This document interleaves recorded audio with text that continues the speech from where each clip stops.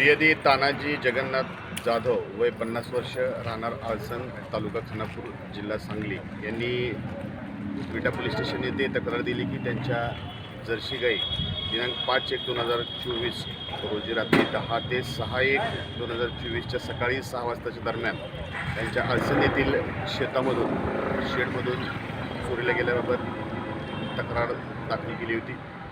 या गुन्ह्याचा तपास चालू असताना विटा पोलीस स्टेशनकडील प्रमोद साखरपे यांना त्यांच्या गोपनीय बातमीदारामार्फत माहिती मिळाली की ही चोरी ही पांडुरंग मधुकर सुतार वय 31 वर्ष, तेजस संतोष मदने वय 19 वर्ष, दोघे राहणार खिराडेवांगी तालुका कडेगाव जिल्हा सांगली, तसेच ओंकार साहेबराव जाधव वय 20 वर्ष राहणार दातेवाडी तालुका खटाव जिल्हा सातारा यांनी केली असल्याचा संशय आल्याने त्यांना ताब्यात घेऊन दिनांक 21/1/2024 रोजी त्यांना अटक केली।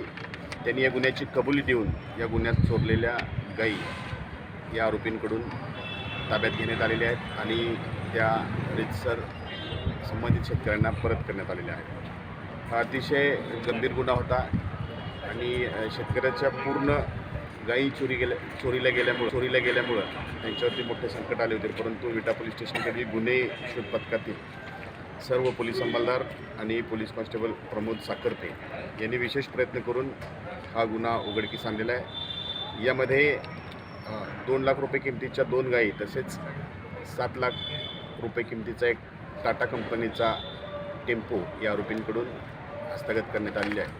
ही सदरची कारवाई या जिल्ह्याचे वरिष्ठ पोलीस अधीक्षक डॉक्टर बसवराज तेली सर, माननीय अप्पर पोलीस अधीक्षक रितू खोकर मॅडम, उपविभागीय पोलीस अधिकारी श्रीमती पद्मा कदम मॅडम, तसेच गुन्हे शोध पथकातील पोलीस हवालदार उत्तम माळी, प्रमोद कराळे, हेमंत तांबेवाड, बाबुराव खरमाटे, प्रमोद साखरपे, महेश देशमुख, महेश संगपाळ, संभाजी सोनवणे, अक्षय जगदाळे, तसेच सायबर पोलीस ठाण्याकडील श्रीधर बागडी व अजय पाटील यांनी या कारवाईमध्ये सहभाग घेतलेला आहे। खरं तर तालुक्यात अनेक शेतकऱ्यांच्या चोऱ्या होत होत्या, परंतु हा जो प्रकारचा अगदी बरोबर, यामध्ये या आरोपींना अटक करून त्यांची पोलीस कस्टडी रिमांड घेतलेली आहे। आणखीन काही गुन्हे उघडकीस येतील का याबद्दल आम्ही तपास करत आहोत। तसेच यामध्ये आणखीन काही यांचे साथीदार आहेत का याबद्दलही आम्ही या पोलीस कस्टडी रिमांड मुदतीमध्ये करतो।